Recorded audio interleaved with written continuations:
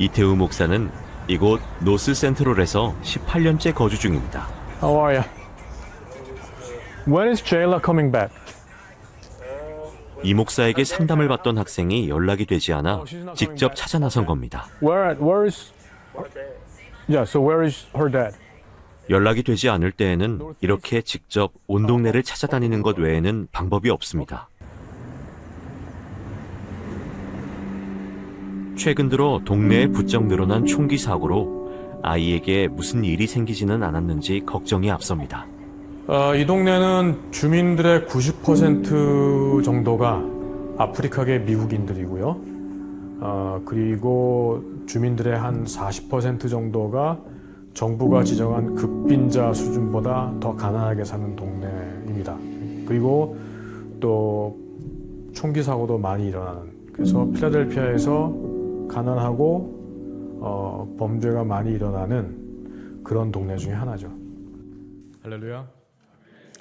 살아계신 우리 주 예수 그리스도의 아버지, 전능하신 하나님의 이름으로 생명의 길 교회 성도 여러분께 인사드립니다. 반갑습니다.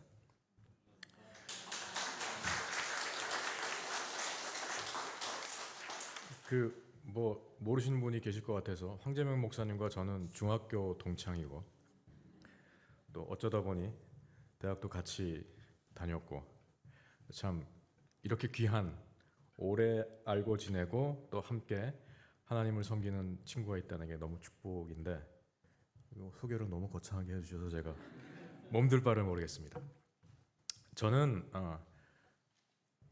94년도에 신학 공부를 하기 위해서 필라델피아에 있는 웨스트민스터 신학교에 입학을 했습니다. 그래서 한국에서 29살까지 자랐고 94년도에 공부하러 갔습니다.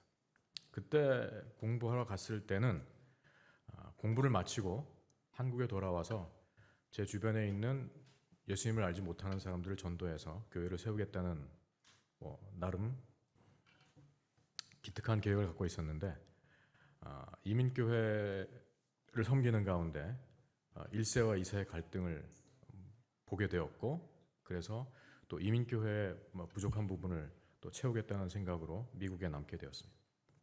제가 이민교회를 7년 정도 섬기고 사임한 후에 다음 사역지를 놓고 6개월 정도 기도하는 가운데 하나님께서 저를 가난한 이들의 이웃이 되라고 분명한 소명을 주셨고, 그래서 2003년 제가 지금 살고 있는 노스빌리라고 하는 흑인 빈민가로 이사를 갔습니다. 일단 사진을 좀 보여드리겠습니다. 저 사진에 나오는 사내가 저처럼 생겼나요? 여러 해 전 겨울에 제 옆집 사는 아저씨랑 같이 찍은 사진입니다. 제가 2003년도에 이사를 했는데 2004년도 필라델피아시 경찰청에서 그러니까 마약 사범 급단속을 하루 했습니다. 그래서 신문에 나온 것처럼 그날 137명이 체포가 됐는데, 하필 제가 새들어 사는 집 앞에서 찍은 사진이 이렇게 신문에 실렸습니다. 사진 살짝 뒤쪽을 보시면 창살이 있는 집이 있는데, 제가 그 집 2층에 있는 방 하나를 2003년부터 2009년까지 새들어 살았습니다. 여러분, 이 사진 한 장 보시면 대충 저희 동네가 어떤 동네인지 아마 짐작이 되실 겁니다.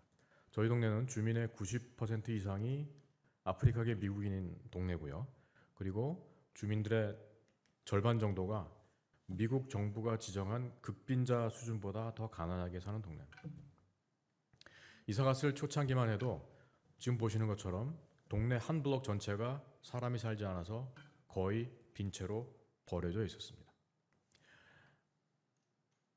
옛날에는 꽤 훌륭한 집이었는데 30-40년 관리가 안 되고 버려져 있어서 보시는 것처럼 지붕은 이미 없어졌고, 이 집은 벌써 여러 해 전에 시에서 철거를 했습니다. 가끔 이런 장면을 목격하게도 됩니다. 이거는 철거 현장이 아니라 아까처럼 버려진 건물이 어느 날 갑자기 붕괴한 현장입니다.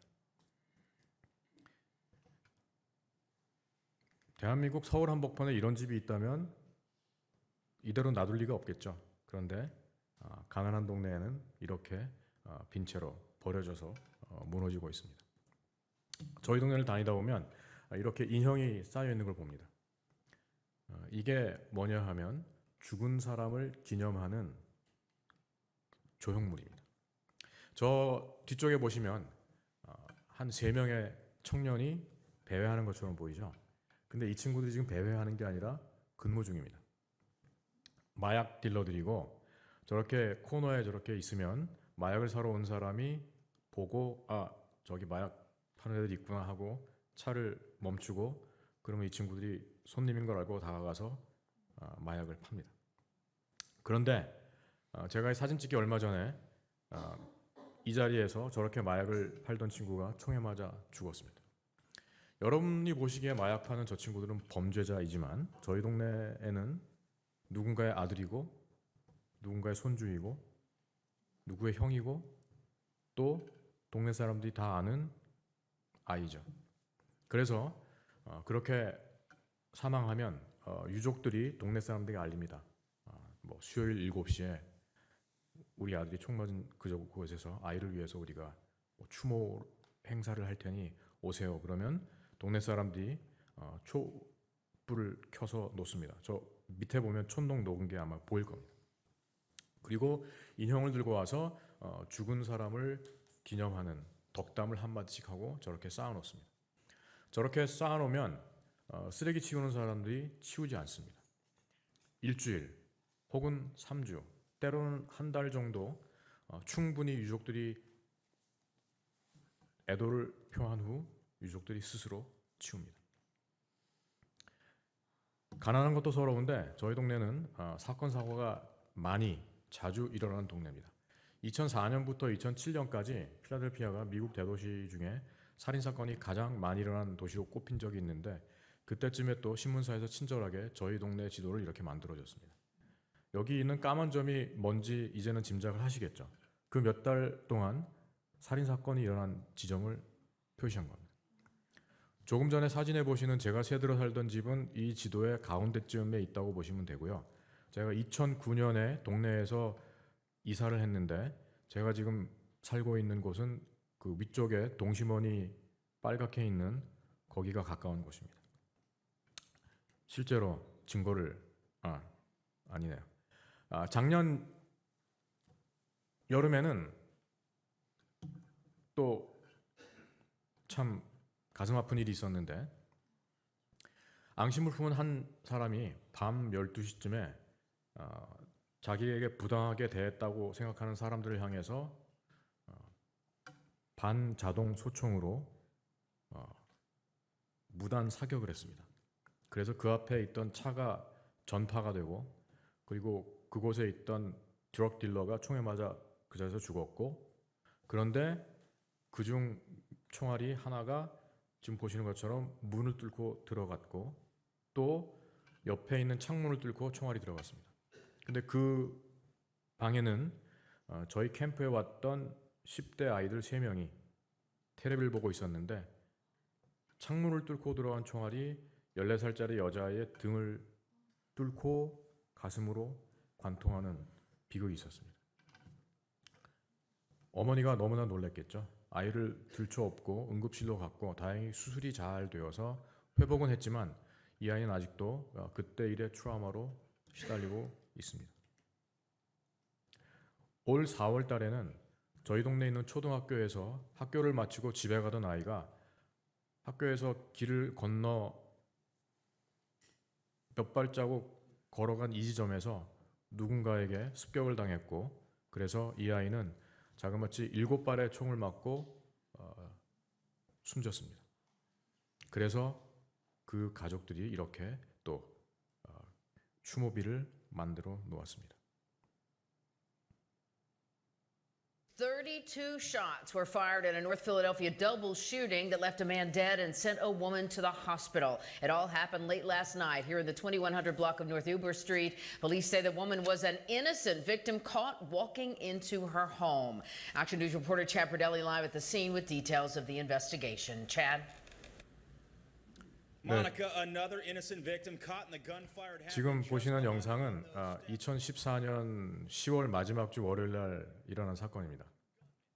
저희 동네에 이제 총소리가 많이 들리는데 이날 밤 11시쯤으로 기억되는데 총소리가 났는데 분명히 제가 사는 골목에서 일어난 사건이었습니다. 저는 한 20발 정도를 센 것 같은데 경찰에 의하면 32발이 발사했다고 합니다. 희생당한 그 청년은 제 블락에 사는 사람이었고 그래서 뭐 인사는 하고 지내는 처지였습니다. 원인은 뭐 마약과 관련된 보복성 범죄였습니다. 그런데 그 사건 현장에 이 청년의 사촌 동생 초등학교 3학년짜리가 같이 있었습니다. 여러분 한번 상상을 해보십시오. 아마 그 시간에 사촌 형과 함께 텔레비를 보고 있었을 텐데 갑자기 두 명의 괴한이 문을 박차고 들어와서 각각 총을 한 정씩 꺼내서 두 종의 권총이 옆에 있는 사촌 형의 얼굴을 향해서 32발이 발사했다고 생각해 보십시오. 그 트라우마가 얼마나 크겠습니까? 비극이 거기서 그치지 않았습니다. 이 청년의 할머니는 제가 사는 블락 바로 옆 블럭에 살고 계셨는데 이 소식을 듣고 실신하셔서 병원에 가셨다가 일주일 만에 세상을 떠나셨습니다. 아마 여러분 제가 처음 만나 뵙지만 여러분 가운데 이런 일을 경험한 분은 한 분도 안 계실 거고 아마 여러분 주변에도 이런 일을 경험하는 분은 없을 거라고 저는 생각합니다. 그런데 제 이웃들에게 이런 사건은 너무나 흔하고 그래서 총기 사고가 날 때마다 온 동네 사람들이 함께 자기 일처럼 슬퍼합니다. 저는 2003년 분명 하나님의 부르심을 받고 가난한 이들의 이웃이 되기 위해서 저희 동네로 이사를 했는데 저희 동네 이웃들이 감내해야 되는 가난, 폭력, 그리고 무엇보다 희망이 없는 삶, 미래가 없는 삶, 그리고 죽음과 두려움이 지배하는 이들을 보며 내가 도대체 뭘 할 수 있을까라는 자괴감에 빠질 때도 있었습니다. 아시겠지만 흑인 빈민가는 미국 정부도 포기한 곳입니다. 희망이라고는 보이지 않고 아이들은 실패를 당연하게 여기고 그리고 유일한 희망은 어떻게든 돈을 벌어서 이 동네를 떠나는 것인 이런 현실을 보면서 제가 하나님께 기도했습니다. 하나님 도대체 제가 할 수 있는 게 뭐가 있겠습니까? 라고 부르짖을 때 하나님은 오늘 본문의 말씀을 통해서 제게 도전과 위로를 주셨습니다. 오늘 본문은 오병이어의 기적이라고 여러분들이 아마 묵상도 많이 하셨고 또 설교 말씀도 여러 번 들은 말씀일 겁니다. 제자들이 단기 선교를 갔다 돌아왔습니다. 그래서 예수님께 보고를 드렸는데 예수님은 이들이 지금 심신이 많이 지쳐있는 걸 아시고 그래서 호수 저편으로 가서 좀 쉬자고 제안하셨습니다. 그래서 배를 타고 호수를 가로질러 가는데 인근 마을에 있던 사람들이 예수님과 제자들을 보고 호수를 돌아서 예수님을 기다리고 있었습니다. 배에서 내리시는 예수님을 맞아주는 수많은 군중들을 보셨을 때 주님은 그들이 마치 목자 없는 양 같음을 아시고 긍휼히 여기셨습니다.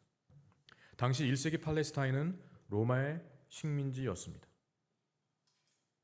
사실 이스라엘 사람들은 기원전 587년 바벨론의 포로로 끌려갔던 이후 예수님 오실 때까지 계속 외세의 침입에 시달려야 했습니다. 우리는 일제강점기 36년을 얘기하지만 이스라엘은 몇백 년 동안 바벨론, 페르시아, 그리스, 이집트 그리고 지금은 유럽과 고대 근동의 최대 강자로 등장한 로마 제국의 식민지로 살고 있었습니다. 그야말로 목자 없는 양 같은 나라를 빼앗긴 불쌍한 사람들이었습니다. 그래서 주님은 그들을 위해서 일일 부흥회를 시작하셨습니다. 예수님이 전해주는 하나님 나라에 대한 말씀을 들으며 사람들은 시간 가는 줄 몰랐고 그리고 정말 목마른 사슴이 시냇물을 갈구하듯 주님의 말씀을 받아들였습니다. 그런데 어느덧 시간이 흘러 해가 서쪽으로 기울기 시작했습니다. 그래서 제자들이 나와서 주님께 이렇게 말했습니다. 주님, 이 사람들이 하루 종일 아무것도 먹지 못했고 이제 해가 기울어가고 있습니다. 그러니 근처에 있는 마을로 가서 뭔가를 먹고 돌아가게 하시면 좋겠습니다. 아주 훌륭한 참모들이죠. 사태 파악을 분명하게 했고 또 합리적인 해결책도 예수님께 제시했습니다. 예수님이 훌륭한 리더셨다면 딱 한마디만 하시면 됩니다. Yes, 그래. 그렇게 하여라. 그런데 주님이 그러지 않으셨죠. 뭐라 그러셨습니까? 너희가 먹을 것을 주어라. 그래서 제자 이렇게 대답합니다. 아니 주님, 저희 보고 200데나리온 어치의 떡을, 빵을 사다 먹이란 말씀입니까? 대답은 공손했지만 사실 그 대답을 하는 마음속에는 답답함과 짜증과 이 여러 가지 감정이 복합되어 있었습니다. 아니 주님, 당시 한 데나리온은 노동자의 하루 품삯입니다. 이 많은 사람들을 먹이려면 최소한 200데나리온 어치의 빵을 사야 되는데 주님, 저희한테 200데나리온의 돈이 없는 것도 아시지 않습니까? 여러분, 사극을 보시면 가끔 상감마마가 이상한 말씀을 하시면 그 앞에 있는 그 중직들이 뭐라 하죠? 상감마마 고정하죠 없어서, 거의 거기에 해당하는 말씀입니다. 아, 주님. 그런데 그걸 모르셨을 리가 없는 예수님이 계속 딴 말씀을 하십니다. 너에게 빵이 몇 개 있는지 가서 알아봐라. 할 수 없어 갔더니 요한복음에 보면 안드레에게 한 아이가 자기가 먹으려고 가져온 보리빵 5개와 물고기 2마리를 줬다고 기록이 되어 있습니다. 여러분 한번 저와 함께 상상을 해보시기 바랍니다. 오늘 본문에 따르면 그곳에 있던 사람이 남자만 5천 명이라고 되어 있습니다. 대부분 학자들이 말하기를 거기에 있었을 여자와 아이들을 합치면 이 군중은 한 2만 명은 됐을 거라고 얘기합니다. 넓은 들판에 가득 찬 2만 명의 군중 사이를 보리빵 5개와 물고기 2마리를 들고 지나가는 안드레를 한번 상상해 보십시오. 그의 머릿속에 어떤 생각이 떠올랐을까요? 짐작이 되시죠? 어쨌든 안드레가 그 적은 양의 음식을 가지고 주님께 드렸습니다. 그래서 주님께서 그것을 받고 제자들에게 이렇게 말씀하시죠. 사람들을 때를 지어 앉게 하여라. 그래서 제자들이 다니면서 사람들에게 그렇게 말했고 사람들은 이제 50명씩 100명씩 때를 지어 앉게 되었습니다. 아, 예수님이 뭔가를 지금 하시려고 하는구나 깨달은 사람들은 떠들던 입을 막았고 그래서 들판에는 아주 조용한 고요가 감돌았습니다. 그리고 모든 사람의 눈이 예수님께로 향했습니다. 그래서 예수님께서 보리빵 5개와 물고기 2마리를 들고 하늘을 향해서 축사를 하시고 그리고 제자들에게 나누어 주셨습니다. 본문은 사람들이 다 배불리 먹었다고 기록하는데 구체적으로 어떤 일이 일어났는지 우리에게 설명해 주지 않습니다. 제가 상상을 해보면 이랬을 것 같습니다. 예수님께서 보리빵을 반으로 나눠서 베드로와 안드레에게 주셨는데 반쪽이었던 빵이 예수님의 손에서 제자의 손으로 옮길 때 온전한 빵이 됐을 것 같아요. 예수님이 물고기를 반으로 나눠서 요한과 야고보에게 주셨는데 역시 반쪽이었던 물고기가 요한과 야고보의 손에서 온전한 물고기로 변했을 것 같습니다. 조금 전까지 계속 동문서답하는 예수님 때문에 약간 짜증도 났고 답답했던 제자들이 자신의 눈앞에서 일어나는 기적을 보며 감격과 기쁨에 넘치게 되었습니다. 발걸음도 신나게 지치고 굶주린 사람에게 다가갔고 그들이 빵과 물고기를 나눠줄 때 그들을 통해서도 기적이 일어났습니다. 그래서 모든 사람들이 배불리 먹었다고 본문은 기록하고 있습니다. 그런데 여기 굉장히 특별한 사실이 기록됩니다. 43절에 보면 남은 떡 저것과 물고기를 12바구니에 차게 거두었다는 구절이 나옵니다. 여러분 추석 명절이나 설날에 가족들, 친척들을 초대해서 음식을 대접하시는 데 있을 겁니다.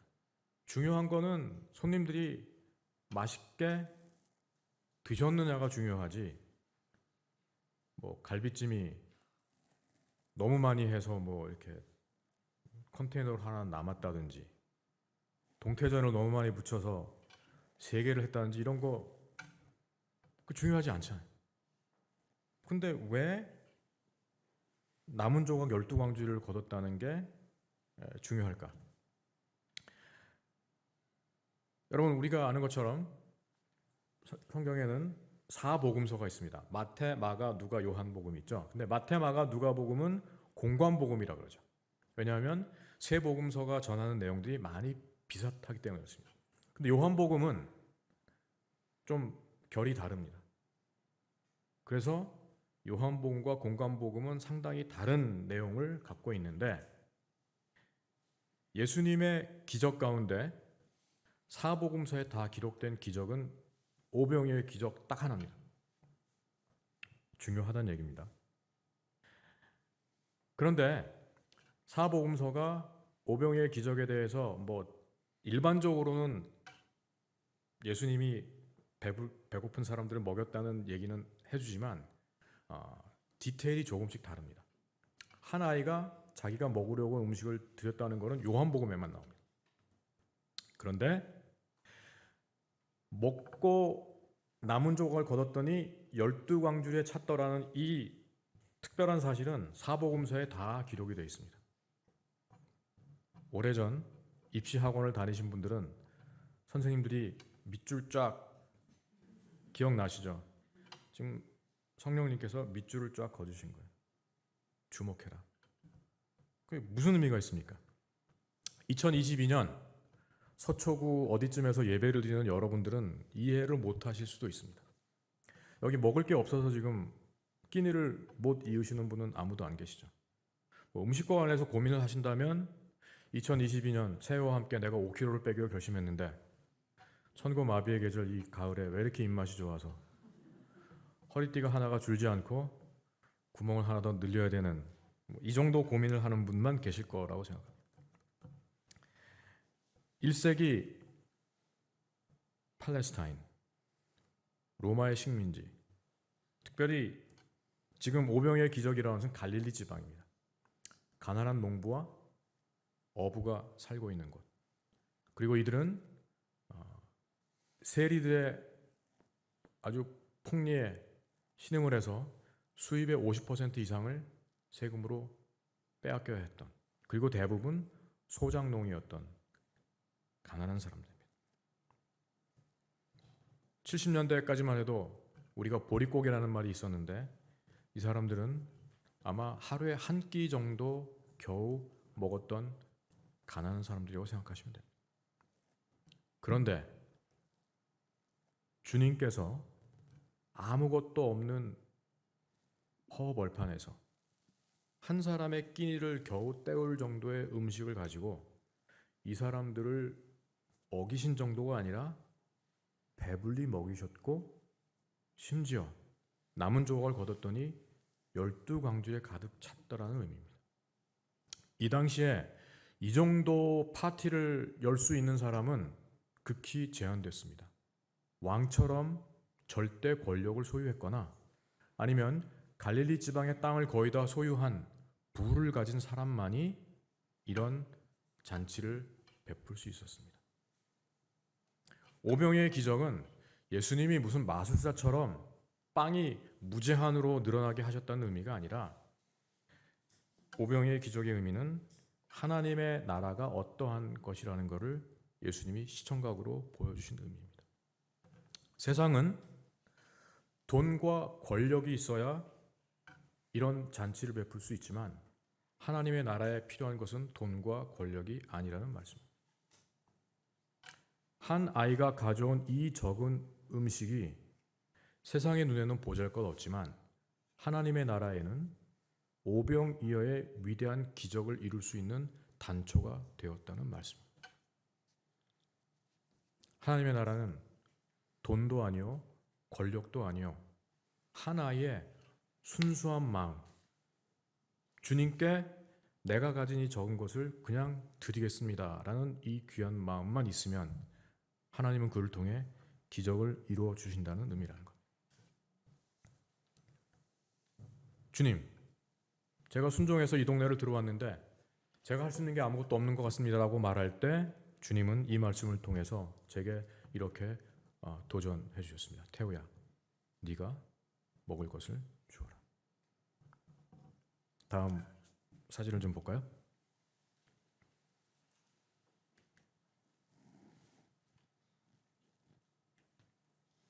네, 제가 처음 보신 사진에 나온 집에 살다가 2009년에 이제 지금 이 집으로 이사를 했습니다. 여기도 제가 새 들어 살았는데 제가 처음 이사했을 때 1층은 이렇게 가능성이 많은 공간이었죠.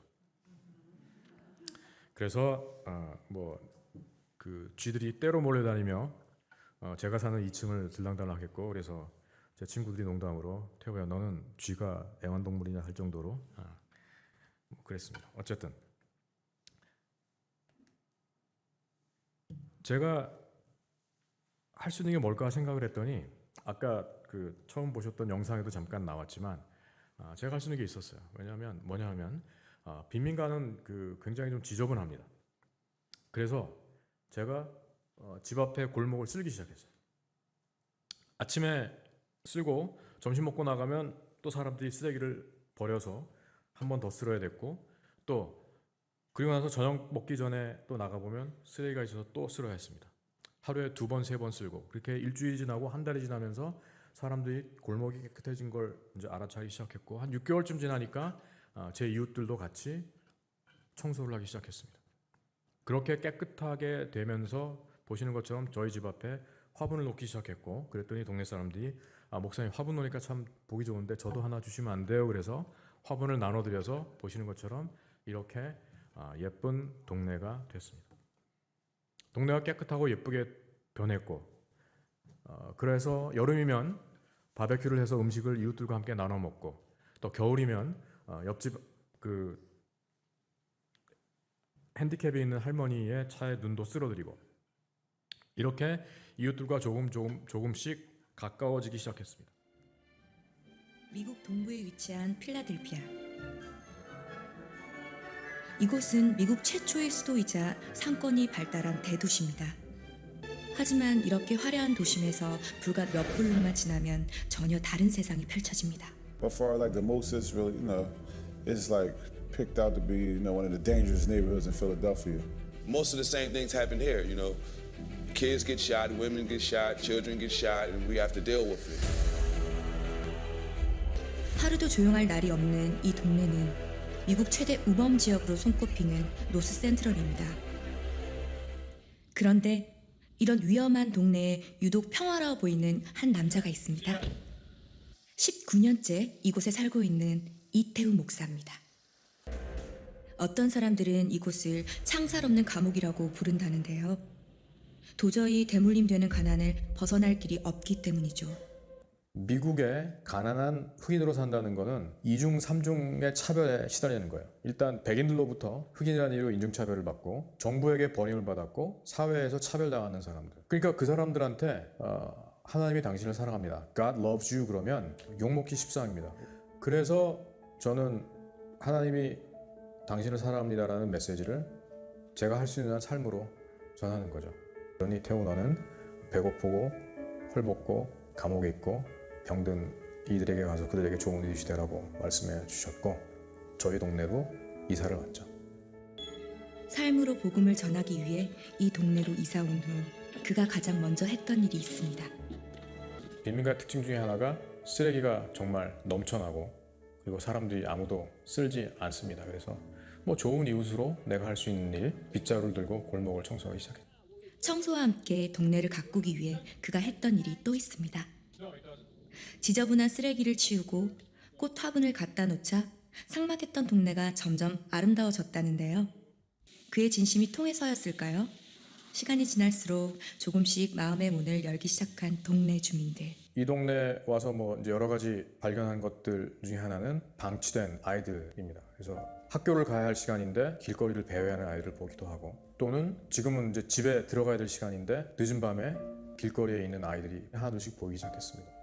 결국 이들에게 가장 필요한 것은 복음이라는 거예요. 그러니까 복음 안에서 내가 하나님의 형상대로 지음받은 존귀한 존재라는 것을 깨달아야 세상의 인종차별이나 눈총들을 스스로 감당할 수 있는 거고, 그래서 복음을 통해서 이 아이들이 가난의 대물림을 끊을 수 있도록 하나님께서 제게 그 여름 캠프를 할 수 있는 기회를 열어주셨죠. 매년 여름방학이 찾아오면 삭막했던 동네가 아이들이 마음껏 뛰어놀 수 있는 여름 캠프의 장으로 바뀝니다. 여름 캠프는 지난 2006년부터 시작했는데요. 빈민가의 복음을 전하고 아이들에게 꿈을 심어주며 13년째 계속되고 있습니다. I learned about him that he is a part of your life. He is in your family. He made you, he is for you, and he is watching over you. No matter how rough or tough the individuals are, they respect Tehu as a pastor. When I walk down the street with him, he's greeted as pastor, which is not typical in Philadelphia culture. That's relatively exceptional. 그가 본 목사님은 좀 특별했습니다.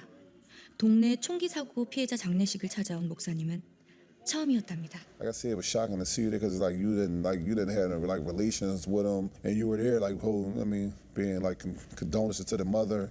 That's love. That's love. That's considered love around here. Started. Like I said, this considered one of the dangerous neighborhoods in Philadelphia, right here. And you right here, you see clear though. As you said, Man, you been figuring man upstairs on my side. So Yeah, you better balance it out. That's You why know. the man upstairs that's why God gonna bless you the way He's gonna bless you, man. Thanks. Like, you don't gotta do none of that. You Right. really be doing Exactly. that. You do a lot for them kids. It ain't that. 가장 먼저 목사님을 반기는 건 동네 아이들입니다.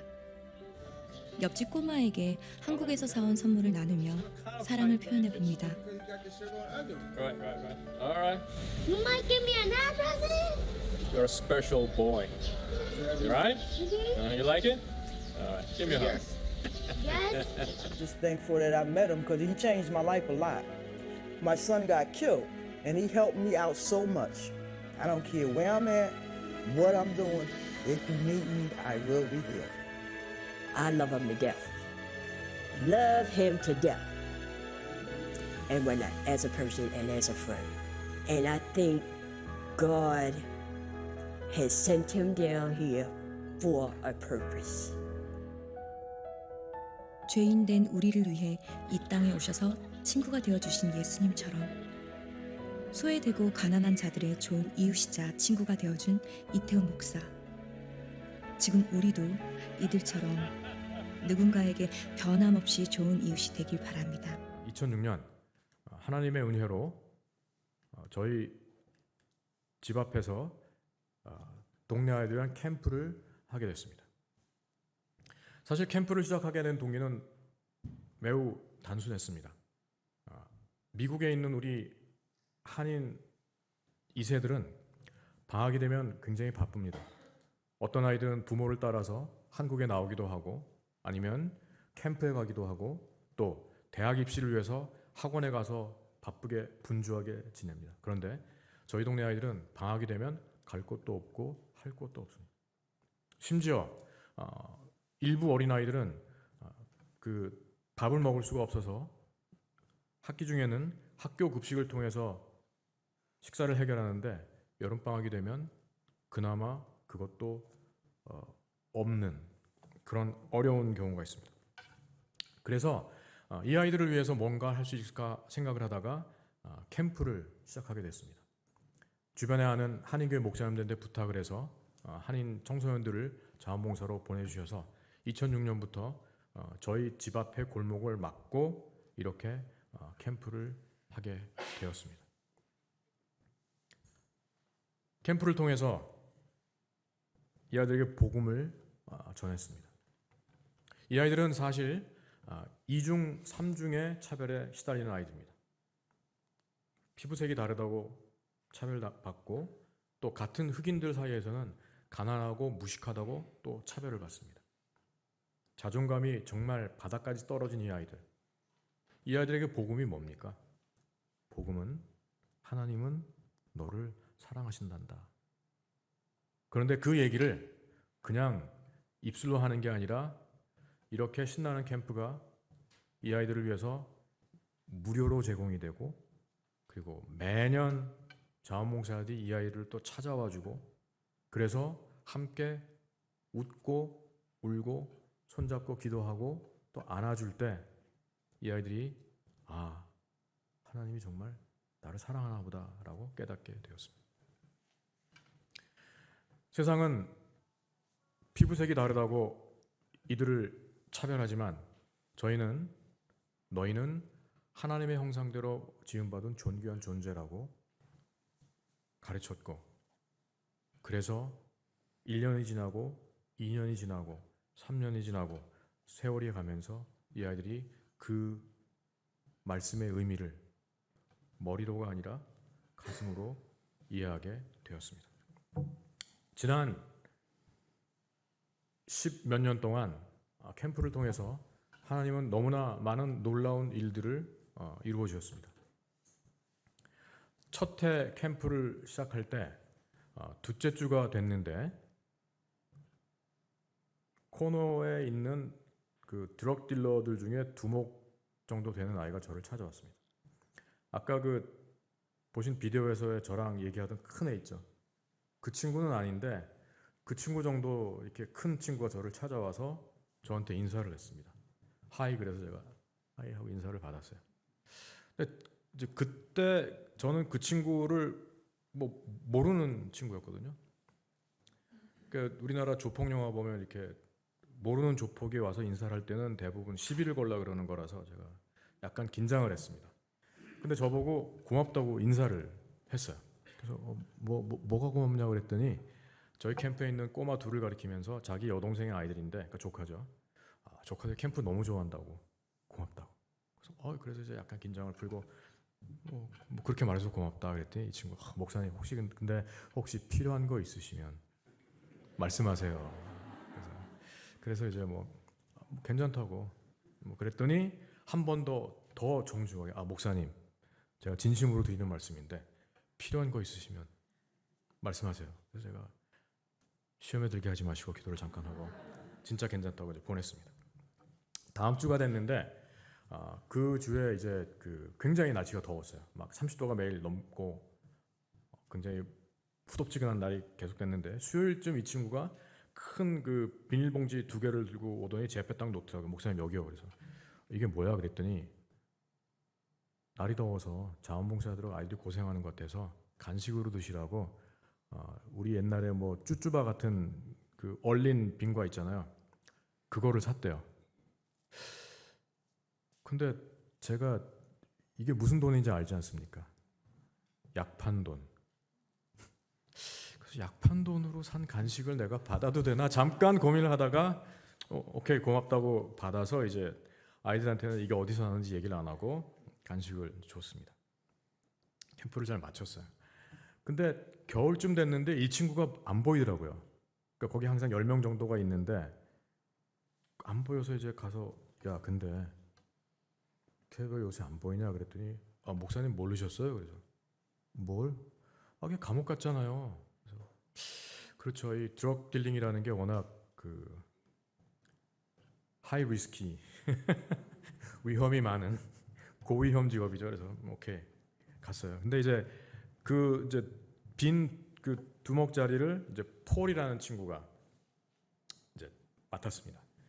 폴은 이제 알고 지내는 인사만 하는 알고 지내는 사이였는데 그 다음에 캠프 시작하기 일주일쯤 전인데 폴이 저를 찾아왔어요. 목사님 다음 주부터 캠프 하신다면서요? 그래.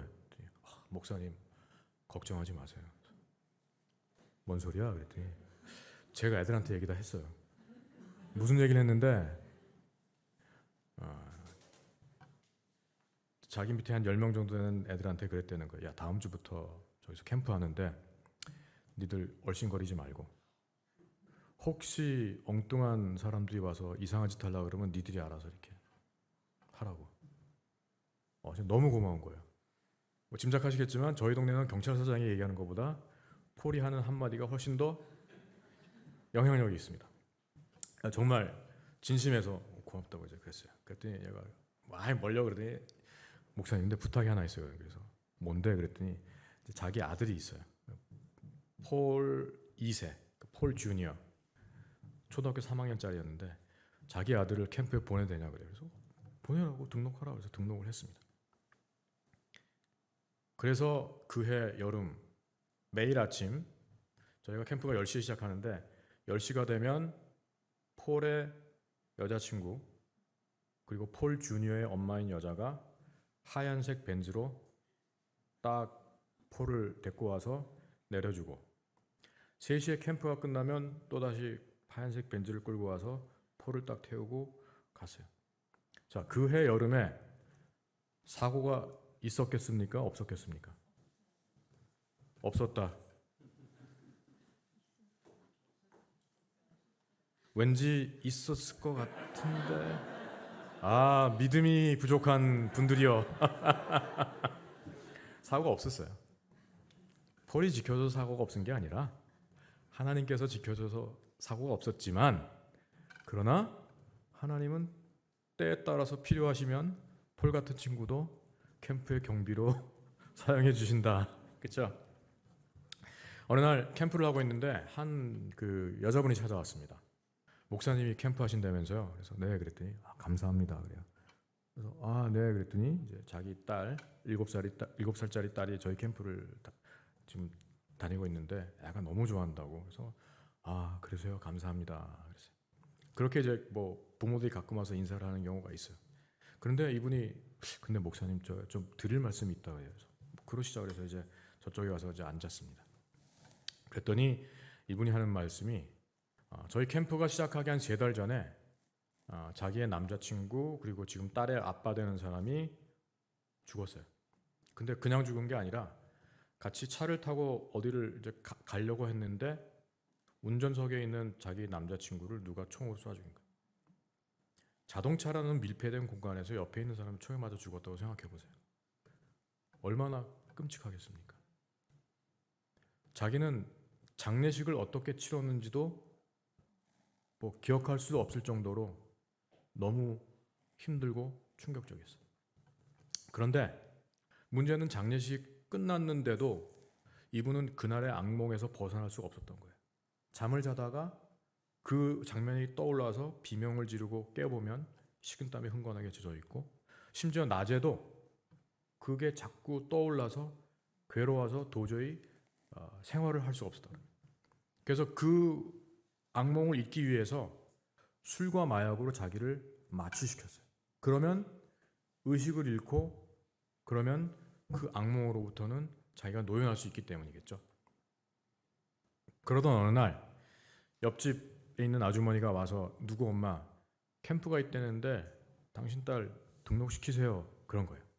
근데 이제 자기는 뭐 지금 제정신이 아니라서 못 가고 그래서 그분한테 내 대신 우리 딸 좀 등록시켜 주세요. 그래서 7살짜리 딸이 저희 캠프에 등록을 했습니다. 뭐 저희야 뭐 그 사실을 알 길이 없었겠죠. 그래서 이 딸이 이제 캠프를 다니게 됐고 저희가 매일 찬송하면서 시작하는데 찬송을 배웠고 또 우리가 성경 공부하고 기도하니까 기도하는 걸 배웠어요. 캠프 끝나고 집에 가보면 엄마는 술과 마약에 취해서 누워있는데 어린아이가 올 때는 엄마가 아파서 누워있는 거잖아요. 그래서 꼬마 아이가 엄마 손을 붙잡고 옹알거리면서 기도를 했습니다.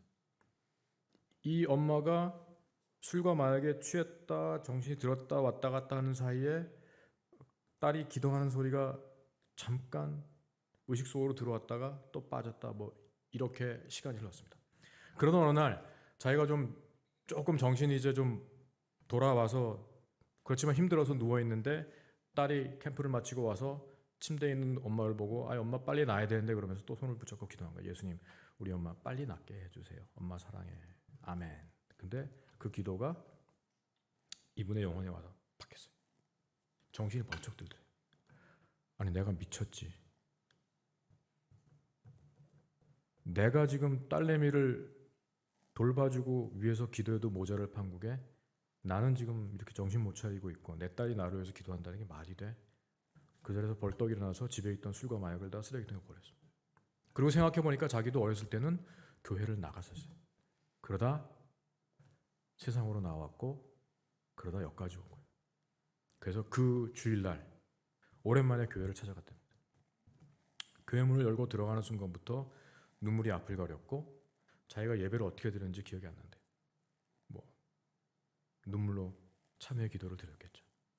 흑인교회 전통 중에 하나가 예배 끝나기 전에 설교 마치고 목사님들이 얼터 콜이라는 걸 합니다. 오늘 말씀을 듣고 주님께 삶을 드리고 싶은 분, 주님을 구주 영접하고 싶은 분은 앞으로 나오십시오라고 부릅니다.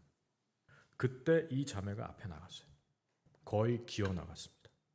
그리고 기도했다 그래요. 주님, 제가 참 철없었습니다. 용서해 주세요. 잘못했습니다. 저 혼자 너무 힘드니까 주님이 저를 도와주셔서 선물로 주신 이 딸 잘 키우게 도와주세요. 기도했대요. 그리고 저를 찾아왔어요. 그리고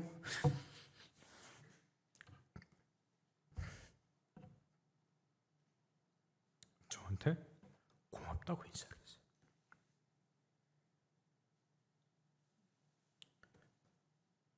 누가 고맙습니까? 제가 고맙죠. 이분이 저를 찾아오지 않았으면 저는 이런 기적이 일어났다는 것을 모르고 지냈을 텐데 저를 찾아오셔서 이런 말씀을 해주시니 너무 감사합니다. 인사를 했습니다. 다음 사진 볼까요? 사진에 나오는 아이들 보면 참 씩씩하고 멋있고 명랑해 보입니다.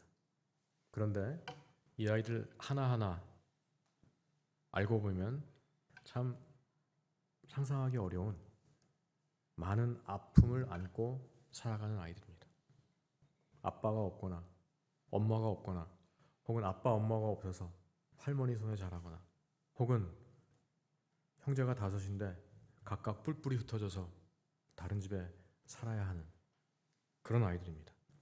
그런데 이 아이들이 이렇게 환하게 웃을 수 있는 이유는 이 아이들이 예수님 안에서 희망을 발견했고 예수님 안에서 생명을 받기 때문입니다.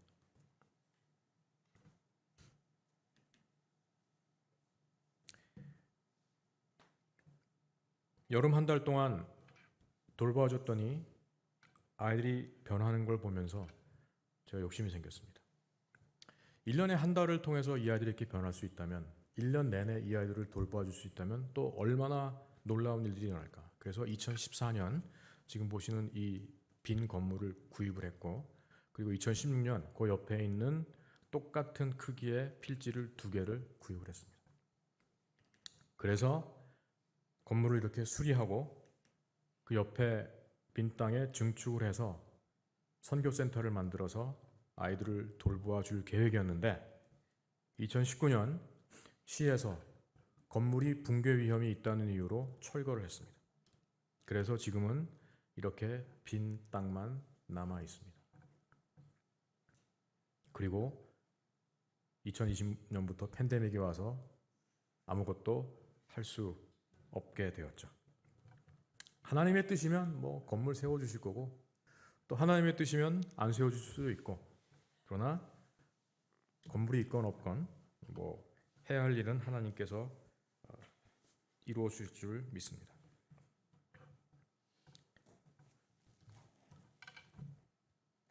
말씀을 맺습니다. 어쩌면 저와 여러분은 지금까지 세상이 우리에게 하는 거짓말에 속은 채로 살아왔는지도 모릅니다. 그 거짓말은 이런 겁니다.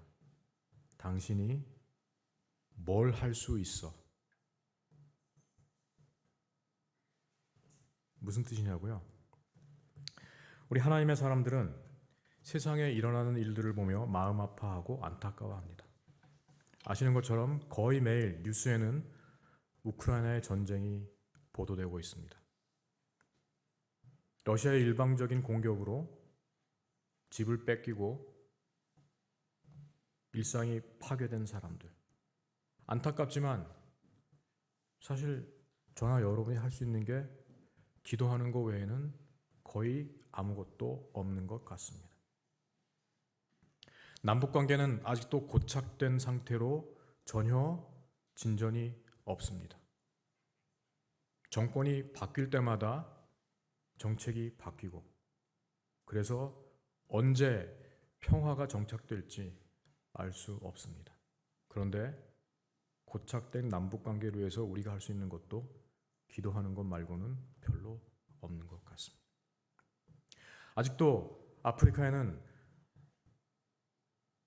우리가 흔하게 구할 수 있는 약이 없어서 죽어가는 아이들이 있는데,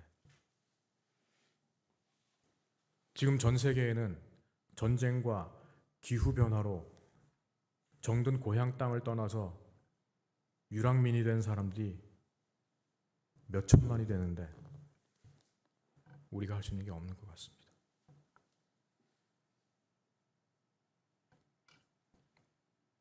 당신이 할 수 있는 게 뭐가 있어? 어떻게 보면 맞는 말인 것 같습니다.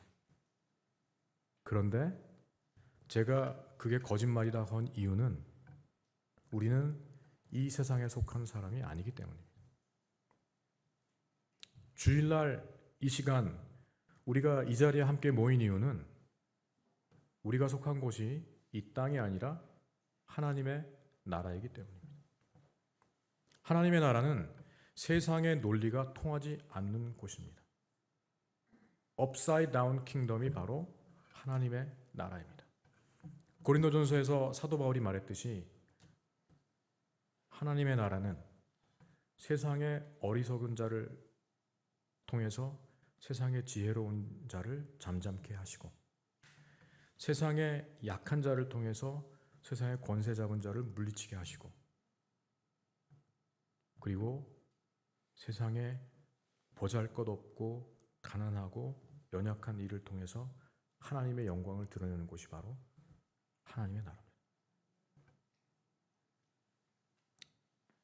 한 아이가 예수님께 드렸던 보리빵 5개와 물고기 2마리는 세상의 눈으로 보면 아무것도 아닙니다. 세상의 리더는 아마 이렇게 말했을 겁니다. 야, 너 지금 장난하니? 이따위 걸로 뭘 하라고? 너나 드세요. 그런데 하나님의 나라는 그렇지 않았습니다. 한 사람의 끼니를 때울 만큼 적은 양의 음식을 들고 주님은 축사를 하셨고, 그를 통해 위대한 놀라운 기적이 이루어졌습니다. 주님은 오늘 생명의 길 교회 성도 여러분께 이렇게 말씀하십니다. 너희가 먹을 것을 주어라. 주님, 저 가진 거 없어요. 저 시간 없어요. 제 한 몸 건수하기도 힘든데 제가 뭘 어떻게 합니까? 라고 하지 마십시오. 주님은 커다란 희생을 요구하지 않으십니다. 주님은 여러분들이 이 아이처럼 여러분에게 있는 작은 것을 순전한 마음으로, 자원하는 마음으로 주님께 바치기를 원하십니다. 2003년 제가 지금 살고 있는 빈민가로 들어갈 때 진짜 몸 하나 달랑 들어갔습니다.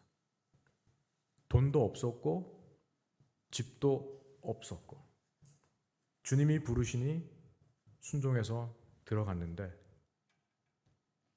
여러분 지금 보신 것처럼 하나님은 그런 저를 축복하셔서 지금까지 너무나 많은 은혜를 베풀어 주셨습니다. 그래서 이제는 정말 꿈이 없고 미래가 없는 아이들을 대학에 보냈고, 대학에 간 아이들을 보면서 어린아이들이 또 나도 할 수 있다는 꿈을 갖게 되었습니다. 한 사람이 순종할 때 기적이 일어납니다. 이 생명의 교회가 그런 기적의 한가운데 있는 살아있는 교회가 되기를 간절히 부탁드립니다. 기도하겠습니다. 주님, 오늘 저에게 주신 이 권면의 말씀, 너희가 먹을 것을 주어라, 우리 한 사람 한 사람에게 주시는 주님의 축복임을 믿습니다. 가진 것 없지만 사람의 눈으로 볼 때 참 아무것도 아닌 것 같지만 내게 있는 적은 것을 주님 앞에 내어드리는 성도님들 또 교회가 되게 하옵소서. 세상의 거짓말에 더 이상 속지 않게 하시고 이제 하나님 안에서 참 자유를 누리며 나눔의 기쁨, 섬김의 축복을 누리게 하옵소서. 예수님의 이름으로 간절히 기도합니다.